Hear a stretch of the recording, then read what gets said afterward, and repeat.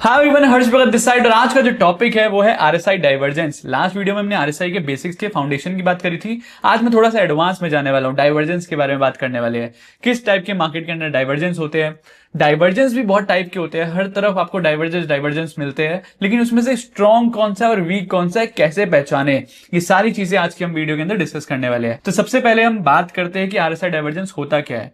जब प्राइस और आरएसआई, जब प्राइस यानी कि कैंडल यानी कि चार्ट और आरएसआई ओपोजिट चले, यानी कि प्राइस अप जा रहा है लेकिन आरएसआई जो है वो डाउन जा रहा है, तो ये ओपोजिट है, राइट। तो जब भी ऐसा कुछ आपको मार्केट में दिखता है तो इसका मतलब ये है आरएसआई जो है वो डाइवर्जेंस कर रहा है, यानी कि प्राइस ऊपर जा रहा है, आरएसआई नीचे जा रहा है। जो आरएसआई है वो प्राइस के ओपोजिट जा रहा है, आरएसआई में डाइवर्जेंस आ रहा है। तो अब आपको ये समझ आया कि डाइवर्जेंस क्या होता है। लेकिन डाइवर्जेंस के भी दो टाइप के डाइवर्जेंस होते हैं। पहला होता है नॉर्मल डाइवर्जेंस, दूसरा होता है इनसाइडर डाइवर्जेंस। अब इस दोनों को समझने के लिए आपको एक और चीज समझनी होगी कि मार्केट में ना दो टाइप के हम ट्रेड लेते हैं। पहला कॉन्ट्रा ट्रेडिंग, दूसरा ट्रेंड ट्रेडिंग। यानी कि कॉन्ट्रा ट्रेडिंग मतलब कि अगर मार्केट अप जा रही है तो हम सेल का ट्रेड करेंगे। ट्रेंड ट्रेडिंग यानी कि जब मार्केट अप जा रही है और हम अप का ही यानी कि बाय का ही ट्रेड लेने, तो यानी कि जब भी हम ट्रेंड के साथ ट्रेड लेने वाले हैं उसको हम कहते हैं ट्रेंड ट्रेडिंग, और जब भी हम ट्रेंड के ऑपोजिट ट्रेड लेने वाले हैं उसको कहते हैं कॉन्ट्रा ट्रेडिंग। ठीक है, यानी कि मार्केट अप जा रही है हम सेल का ट्रेड ढूंढेंगे, मार्केट डाउन जा रही है हम बाय का ट्रेड ढूंढेंगे, तो मार्केट के ऑपोजिट हम ट्रेड करेंगे। तो ये कॉन्ट्रा और ट्रेंड ट्रेडिंग होती है। ये आपको क्लियर हुआ, राइट।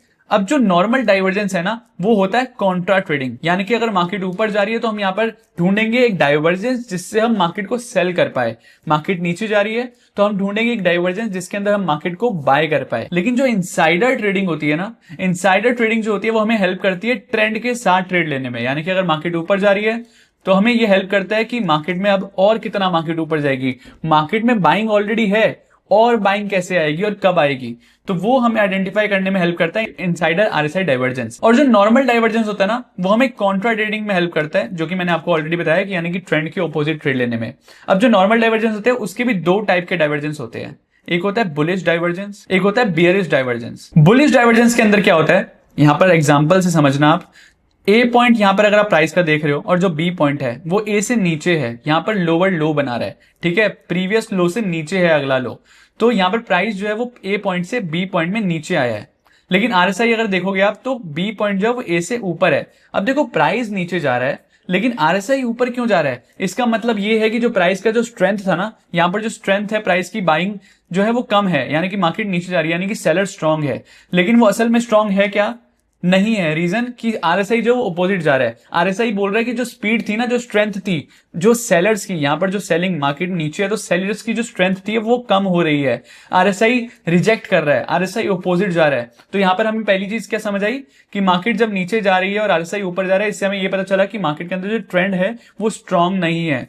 दूसरा, जब मार्केट के अंदर जब आरएसआई ऐसे ए और बी पॉइंट बना रहा है बॉटम पर, यानी कि बी पॉइंट नीचे है और यहां पर बी पॉइंट आरएसआई का ऊपर है, इसका मतलब यह है कि मार्केट यहां से रिवर्स करने वाली है। यहां पर एक बुलिश डाइवर्जेंस आना है, यानी कि मार्केट यहां से ऊपर जा सकती है। अब जब हम बियरिश डाइवर्जेंस की बात करते हैं उसके अंदर क्या होता है, मार्केट जो है वो हायर हाई बनाता है। ठीक है, लेकिन जो आरएसआई है वो हायर लो बनाता है।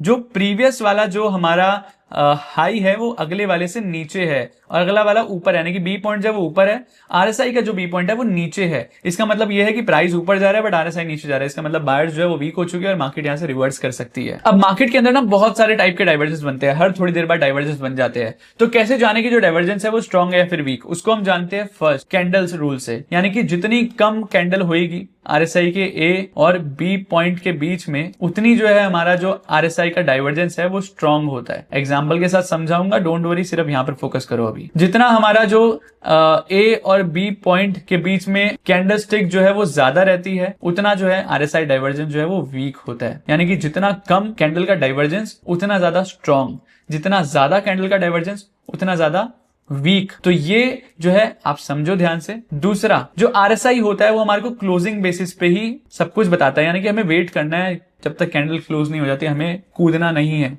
तो ये सारी चीजें हमें क्लोजिंग बेसिस पे बताता है। तीसरा, जो आरएसआई का डाइवर्जेंस है यानी कि ए पॉइंट से लेकर बी पॉइंट, तो इसके बीच में मिनिमम जो है वो 3 कैंडल्स होती है।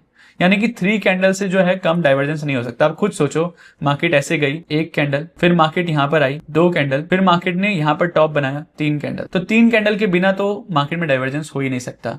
तो 3 कैंडल होती है आरएसआई के अंदर और मैक्सिमम कोई लिमिट नहीं है यहाँ पर। तो जितनी कम कैंडल उतना ज्यादा स्ट्रॉन्ग। अब इसको सीधा एग्जांपल समझते हैं ताकि आपको ये चीज क्लियर हो जाए अच्छे से। तो अगर आप यहाँ पर ध्यान से देखो तो ये 9 नहीं है, एक्चुअली 10 है, यहाँ पर गलती से 9 लिखा हुआ है। ये 10 बार बियरिश डाइवर्जेंस है। इसके अंदर क्या है देखो, मार्केट जो है वो ऊपर जा रही है लेकिन डाइवर्जेंस आरएसआई जो है वो नीचे आ रहा है। अब यहाँ पर हमें काउंट कहां से करना है स्टार्ट और कहां पर एंड करना है वो समझना। जो हमारा पहला टॉप है आरएसआई का वो ये है, यानी कि ये वाली कैंडल, ग्रीन वाली कैंडल, ठीक है। दूसरा टॉप कौन सा है, ये वाला, यानी कि ये वाली ग्रीन कैंडल।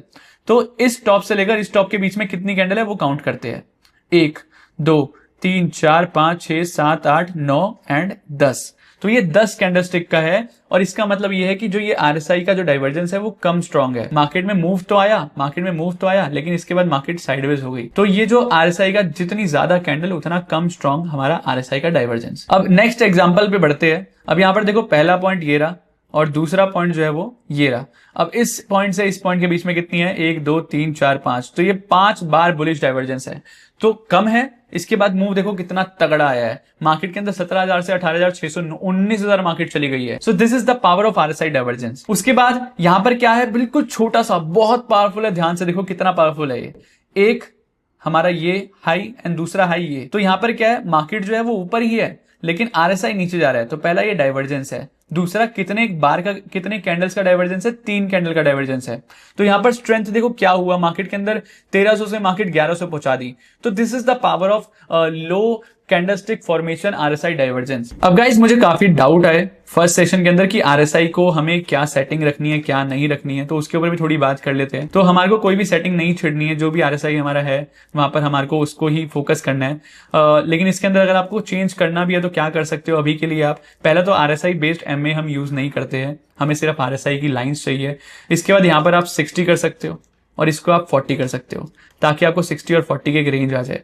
अब इसके ऊपर अगर आप 38 और 65 लगाना है तो आप नॉर्मली लाइन चूज कर सकते हो। यहाँ पर लाइन आती है, लाइन का ऑप्शन आता है हॉरिजॉन्टल लाइन। तो आप इसको सिंपल यहाँ पर लेकर जाओ, क्लिक कर कर यहाँ पर आप 65 यूज कर लो।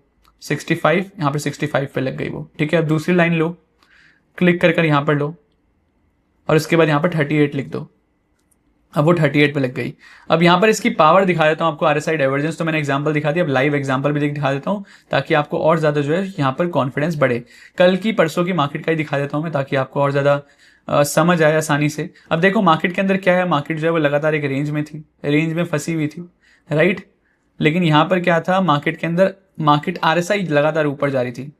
मार्केट रेंज में है, प्राइस एक रेंज में फंसा हुआ है लेकिन आरएसआई लगातार ऊपर जा रहा है। यानी कि यहाँ पर जो स्ट्रेंथ है सेलर्स की, जो स्पीड ऑफ गिराने का, फॉल का जो स्पीड है वो कम हो रही है। तो यहाँ से मार्केट के अंदर डाइवर्जेंस आएगा। लेकिन ये बहुत स्ट्रॉन्ग था। ये बहुत स्ट्रॉन्ग डाइवर्जेंस क्यों था वो समझते हैं। 15 मिनट के टाइम फ्रेम पे अगर आप जाओगे तो यहाँ पर देखते हैं हम कितने बार की कैंडलस्टिक फॉर्मेशन थी। तो पहला हमारा हाई लो हो गया ये, यानी कि ये वाली कैंडल, एंड देन उसके बाद हमारा लो हो गया ये। तो ये 3 बार बुलिश डाइवर्जेंस था, बुलिश आरएसआई डाइवर्जेंस, जिसके अंदर सिर्फ 3 कैंडल का यूज हुआ। दैट्स व्हाई इसके अंदर एक बड़ा मूव आया। अब मैंने 5 मिनट के अंदर, तो अगर आप काउंट करोगे तो बहुत सारी कैंडल्स है, राइट। 5 मिनट के अंदर बहुत सारी है, लेकिन ये सेम डाइवर्जेंस हमें 15 मिनट के अंदर भी देखना है। इसे कहते हैं MTF, multi time frame analysis, यानी कि जब हम डाइवर्जेंस को मल्टीपल टाइम फ्रेम के अंदर, ये भी चीजें सिखाऊंगा आगे चलकर। अभी के लिए सिर्फ मैं आपको ये दिखाया कि जितनी ज्यादा कम कैंडलस्टिक उतना ज्यादा पावरफुल हमारा आरएसआई का डाइवर्जेंस और उतना ज्यादा तेज स्पीड मार्केट के अंदर आती है। अब यहाँ पर जो मूव भी बना है ना वो देखो 38 के नीचे बना है, ठीक है। जितना मैंने बोला था आरएसआई के अंदर जितना नीचे हमारा 0 के आसपास होगा